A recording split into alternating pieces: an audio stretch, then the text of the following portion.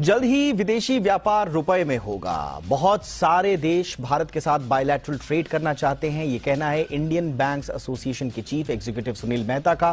सुनील मेहता से खास बातचीत की हमारी सहयोगी एकता सूरी ने।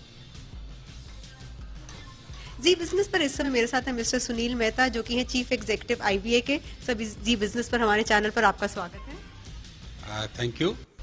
Pleasure to have you. सबसे पहले मैं ये पूछना चाहूंगी कि आपकी अभी कॉमर्स मिनिस्ट्री के साथ एक बहुत अहम मीटिंग भी हुई है। जो विदेशी व्यापार है उसको रुपए में करने के लिए कितना मामला आगे पहुंचा है, इस पर क्या अपडेट है?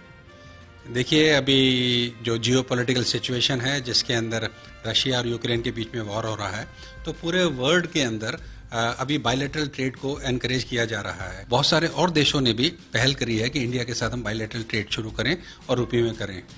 रिजर्व बैंक ने भी एक रिसेंटली गाइडलाइंस इशू करी है और उसमें भारतीय बैंकों को ये कहा है कि जो इस तरह के कंट्रीज हैं और हमारे साथ ट्रेड करना चाहते हैं, तो उनको बैंकों को इंडिया के जो बैंकों में वोस्ट्रो अकाउंट हम बोलते हैं, उनका अकाउंट हमारे पास इंडियन रुपये में वो खोल सकें। तो जो वोस्ट्रो अकाउंट खोलने का प्रक्रिया है वो हम आईबीए के स्तर पे हमारे सारे मेंबर्स बैंक को सेंसिटाइज कर रहे हैं कि हम बायलैटरल फॉरेन ट्रेड के लिए दूसरे देशों के जो बैंक्स हैं उनके रुपये डिनोमिनेटेड अकाउंट्स हम खोलें, जिससे कि बायलैटरल ट्रेड आसान हो जाए। इससे जो थर्ड कंट्रीज की करेंसीज हैं, जैसे डॉलर है, यूरो है, जिसमें मैक्सिमम ट्रेडिशनल इम्पोर्ट और एक्सपोर्ट होता है, उसके बजाय जब एक इंटरमीडिएट डायरेक्टली दो करेंसीज के बीच में ये ट्रांजेक्शन होने लगेंगे, तो एक तो एक्सपोर्टर और इंपोर्टर्स को उसकी कॉस्ट कम पड़ेगी, क्योंकि दो बार जो करेंसी कन्वर्जन की कॉस्ट है वो बच जाएगी।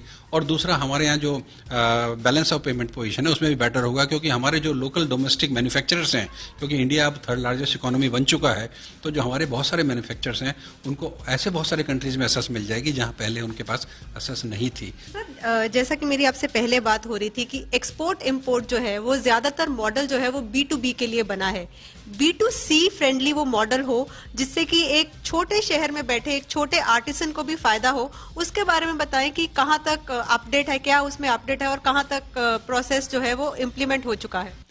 देखिए, इसके अंदर क्या है कि अभी तक जो हमारे रेगुलेटरी गाइडलाइंस हैं रिजर्व बैंक ने प्रिस्क्राइब करी हैं वो B2B मॉडल की ही करी हैं।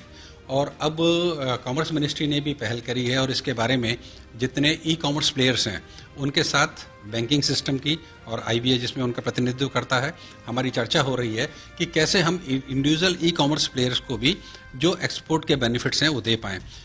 फॉर एग्जांपल, अगर कोई हमारे पड़ोस के देश में या अगर मालदीव में भी बैठा हुआ कोई व्यक्ति है और वो इंडिया से कोई चीज़ इंपोर्ट करना चाहता है, तो ई कॉमर्स के प्लेटफॉर्म पे जाए और उसमें ऑर्डर प्लेस करे, और इंडिया में जो आर्टिजन है उसका प्रोडक्ट उसी कॉमर्स प्लेटफॉर्म पे डिस्प्ले हो, उसको मालदीव वाला आदमी खरीद सके, और उन दोनों के करेंसीज के बीच में एक्सचेंज रेट मैकेनिज्म क्रिएट हो जाए, जिससे कि डायरेक्टली वो अमाउंट है वो एक्सपोर्ट प्रोसीड्स के रूप में इंडिया के रूप में दिखाई दे।